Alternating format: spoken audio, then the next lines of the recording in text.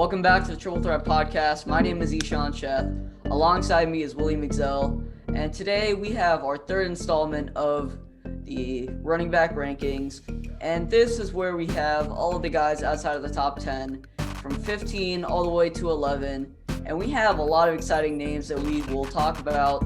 But before that, be sure to like, subscribe, leave your thoughts and comments below, and check out the content just from the podcast and from the website.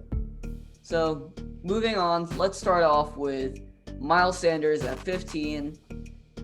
How's he been doing? Because as a guy that has seen him in fantasy leagues, he kind of strikes me as a one big play type of guy, and he has not been great on the receiving end. Yeah, I think that it's a little bit harsh looking at his receiving grade because you look at guys, he's had Carson Wentz for most of the year who've just been completely inaccurate, even on checkdowns, which has just been surprising. So I think that's one thing you have to look at when you're looking at his receiving grade. I think he's a good receiver coming out of the backfield. Yeah, he is. And one thing that is good, he's an explosive runner, for sure. He can make a lot happen against really good defensive lines. His best two games this season is only 100-yard games were against Baltimore and New Orleans. Impressive stuff right there. He had 2 touchdowns against New Orleans, 118 yards against Baltimore, 13 yards per carry. He's been really explosive and really benefited off explosive plays. So that's really where he shines as a player. I think something for concern is you look at his worst game this season was against Green Bay, 10 for 31. That is one of the worst defensive lines in the league in terms of run stopping ability, just because they don't have a lot of men in the interior of the field. So that kind of just tells you how ineffective he is going up the middle sometimes. He's more of an explosive runner to the outside behind the tackles and the C gaps, and then outside the tackles, that's where he really thrives. But that's a little cause for concern that he can't run the ball up the middle on an ineffective offense. But being able to do it against the best offenses, being able to thrive, be explosive against the best teams, really, really effective stuff right there. So that's something that I'd look at and just go, wow, that's really impressive stuff right there. Look at his advanced metrics, 13th in defensive yards per replacement. If you haven't watched our previous episode, it stands for defensive yards per replacement, weighing in defensive strength of schedule and determining how many yards you would create more than a replacement level running back. So solid right there. He's 4th in yards before contact, as I said, explosive, elusive. That's his really real strength. He's 15th in yards after contact, which is solid for a guy who's more of a finesse type guy. His E yards 90 lower than actual, so a little bit inefficient, but still 16th in DVOA. A solid overall rusher. That's where we have him at 16. And then I just think he's just a solid overall running back. There's one more stat I wanted to pull up. It was his percent times against a 8-man front defense, and he's faced a 8-man front, the 4th least in the entire NFL at 8%. So that's really, really poor. So you look at that and be like, okay, so he's been able to have the opportunities to thrive because he's not facing a lot of run commit defenses because of the nature of that offense. So that's been one reason why he's been able to succeed, not getting the 8-man fronts that say, well, number 2, Damian Harris at 40%. So that's a big difference right there. So he's getting a little bit more favorable opportunities in the running game, but he's been effective. He's been good. He's explosive. And he's a decent receiver. So I think 16 is a fair ranking for him. Yeah. Do you think that his skill set would be utilized better in other systems aside from Philly? I think so. Also, I would have corrected myself. 15. I mean, we have him at 15. So I think that you can put him in a system like New Orleans. I've seen they know how to use a solid receiving back. Green Bay would be a good fit for him as well. You could guys like Aaron Jones and how the success they've had in that system. I think he's got enough speed to be a good running back at a system like San Francisco. And I think that Sean McVay would also have really great success with him. So I think Indianapolis would be an incredible fit. Going back, Frank Reich, I think that's a really good coach. I'm not the biggest Doug Peterson fan. I think that's why you see a little bit of inefficiencies with him sometimes, is that just Doug Peterson's just not a very good coach overall. But I think that he is a solid running back. What do you think about him?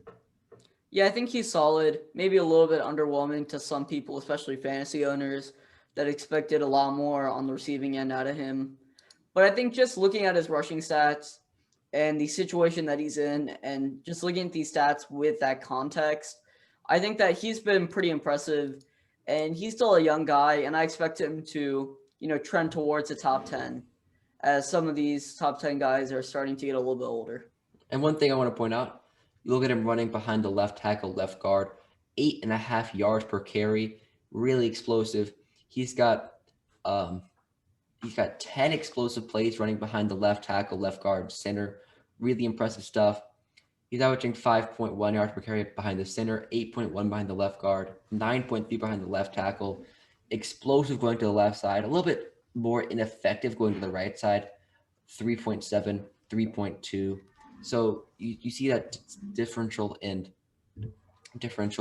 rushing. So a little surprising there, but overall, good running back. Yeah, so moving on, we have James Robinson, who's been the undrafted surprise of this draft class, and he's done better than some first and second rounders. So, what are your thoughts on James Robinson? And will he be this kind of focal point for Trevor Lawrence in the Jacksonville offense? He'll for sure be an effective offensive player. I'd expect his usage to go down because of a more effective passing game. If when they draft Trevor Lawrence, I don't want to make any assumptions there, but I think that's a pretty safe assumption to make. You look at his base statistics; he's been incredible this season. Definitely deserving of a Pro Bowl nod. 240 rushing attempts, 170 yards for 1,070 yards for 4.5 yards per carry, 7 touchdowns. Really effective on the running game. He's also been a really solid pass catcher as well. He's been a value for this offense and has been the primary player for usage. So I think that's one thing that he's been really effective at. And then the advanced metrics have him more middle of the road. You would have always those advanced metrics, Ishan? Yeah, he's 16th in defensive yards above replacement, which is solid, and then 8th in yards above replacement. So he has been facing some pretty easy defenses, and that's why the defensive adjusted metrics kind of view him less favorably than just the non-defensive metrics. He is 11th in broken tackles, but only a 6.6 broken tackle rate. So that kind of shows the volume that he's dealing with. And in receiving, he's pretty solid. He's a ninth in yards out the catch per reception. So I think that I'm making the assumption you have Lawrence, you have Robinson, you have Chenault, you have DJ Chark coming back. I don't see this offense as a great offense, and I don't think that they will be a good offense, but I think that they're trending upwards and they're doing something right because this team, even when they were good, were more reliant on their, star-studded defense and their elite offense. And I think that with Lawrence, with Robinson in place, I think that the offense will kind of take over as the primary elite area of focus in Jacksonville. Yeah, and he defense has recognized that he's a top player for that offense, and he's been facing an 8-man front 20% of the time, which is around a little bit above average in the league. So defenses are respecting his ability, but as you said, advanced metrics don't favor him as a top 10 back, as his stats indicate. His stats indicate a top 5 back. He's been really effective. Total yards of scrimmage yards has been really impressive for him. But overall, he's just been very solid, and he's benefited from an extremely easy schedule. You look at him as being 8th in yards by replacement and 16th in defensive yards by replacement. That just indicates how easy of a schedule he's had as a running back. A discrepancy of 8 places because of a defensive weighted metric just shows you how much he's had. And only 6% broken tackle rate is not great, but he's still been effective and he's produced at a great level. So I think this is a fair spot for him. Yeah, I think so too. So moving on to number 13, we have the first guy in Cleveland's elite running back tandem, Kareem Hunt. He struggled these past few years getting back on the field from his suspensions, but what does he bring to the table that Chubb really doesn't do? He's the pass catching back of the two, and that doesn't mean that he's not a good runner. He's a great runner too, but his DVOA is only 25th, and his E yards are lower than his expected yards, or lower than his actual yards. So he is not the most effective runner that he has been in Kansas City, but still, he hasn't reached that NFL leader in rushing yards height that he had in a system like Cleveland. I'd expect his DVOA to be slightly higher, but his receiving ability is really what's carried him. He is joint first in receiving touchdowns, 300 receiving yards with 74% catch percentage. He's been solid in the receiving game. He's provided a change of pace style, and when Nick Chubb was hurt, he filled in admirably. He took that role and he really thrived with it. I think at the time Nick Chubb was gone, he averaged around 4.2, 4.3 yards per carry. Really effective stuff right there. And he was able to just lead that offense, be able to keep them on track. And they were a solid team. I think they only lost to Pittsburgh and to Vegas when they had and they had Chubb out. Steadied the ship, solid running back. He's been able to play really effectively. Maybe James Robinson should be ahead of him. If I were to redo it, maybe I'd put him ahead of him just because of his rushing ability. But overall, Kareem Hunt has been great. Yeah, where do you see Kareem Hunt? Like, if he wasn't behind Nick Chubb and he was the full-time starter in a system like, I'm just throwing it out, like Indianapolis, for example, how do you think he would do as the primary number one guy? He could be incredible because I think even a system like if you were to have Chubb out, he could be a top running back because he's better in a passing first offense because we saw in Kansas City, he led the league in rushing yards. Asked that change of pace back to break up the monotony of play. He was really, really good. He was still really good in his second year there with Pat Mahomes before he got we're not going to talk about that. Yeah. But Kareem Hunt, he works a system where he can be Washington would be a good fit for him going back behind Alex Smith. That'd be a system where he could really thrive in. But he's just a solid running back and be a great starter for a lot of teams. Effective in both the rushing and passing attack. Just really effective overall. What are your thoughts on Kareem Hunt? Yeah, I think he's a great complementary piece to Nick Chubb, who's just been an elite running back. And I think that his receiving prowess, which is something that Chubb does not really have as much of, really benefits his offense, as we've seen struggles from Landry, we've seen injury troubles from Odell Beckham, but Hunt is able to step up on short passes and make plays himself.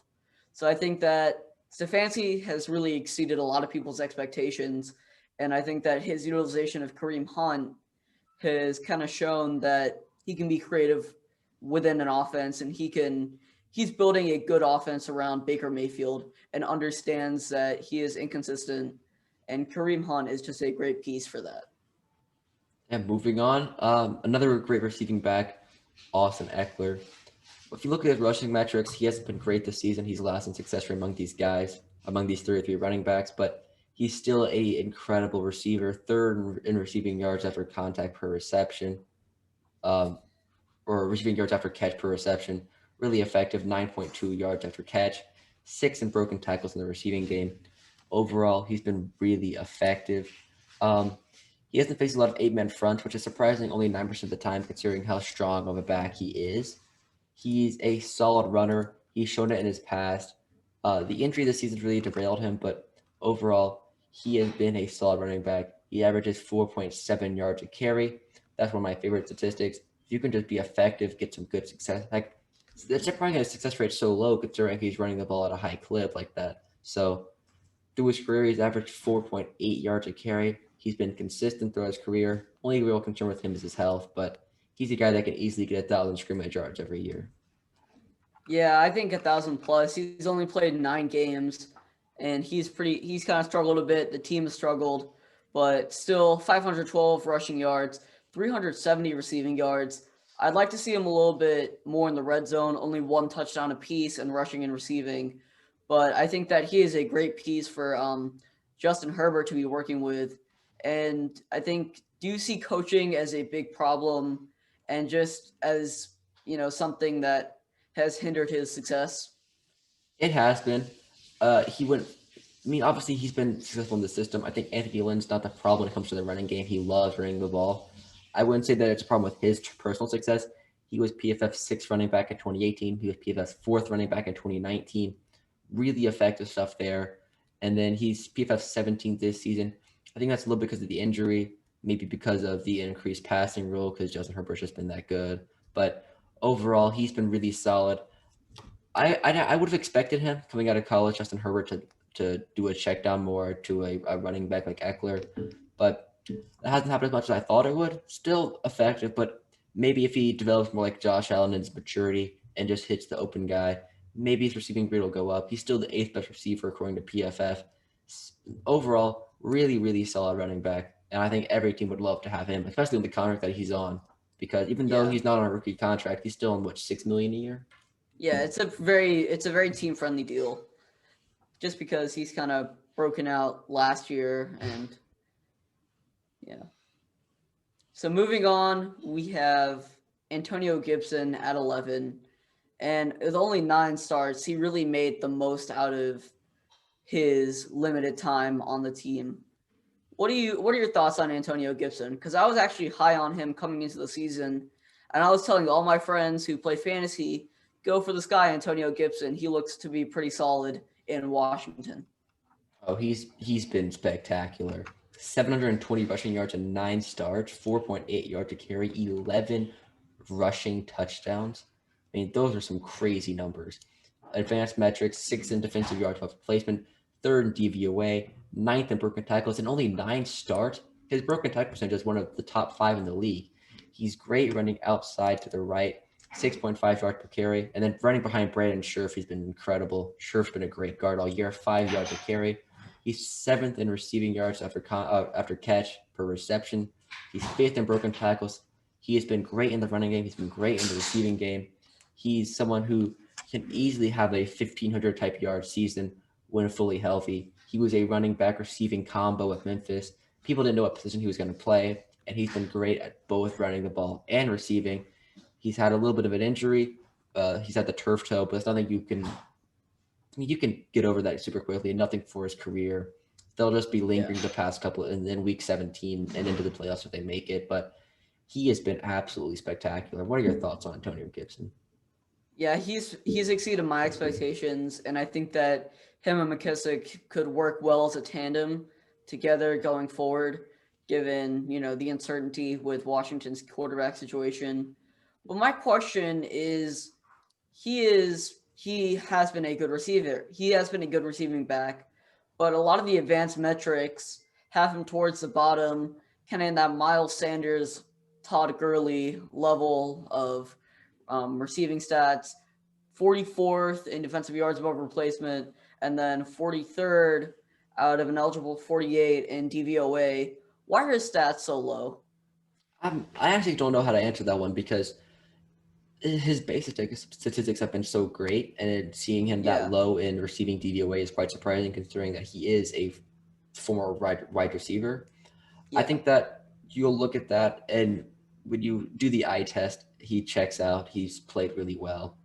I think that one thing you can focus on is maybe because of how well McKissick's done, how much people target the outside of the field, how much they target the flats, because he's someone that has whenever Kamara gets the ball, let's go chase him down immediately because we can't have him breaking any tackles because he only faces an 8-man front 8% of the time, 5th lowest in the league or 6th lowest in the league. So defenses are really key again that the flats, the outside are really where he's thriving. So he's been able to gash him up the middle and be effective in the middle despite a bad offensive line. So people know he's a great receiver, and I think that they target that a bit more. I think that's maybe why his metrics are down, but that's my best guess is that defense is key in the receiving game. Yeah, but we do know how talented on both the rushing and receiving end Gibson is, and I think him and McKissick will form a very, very nice duo. We don't know who will be the quarterback for 2021 now that Haskins is released. And in terms of actual receiving, there's McLaurin and not much else.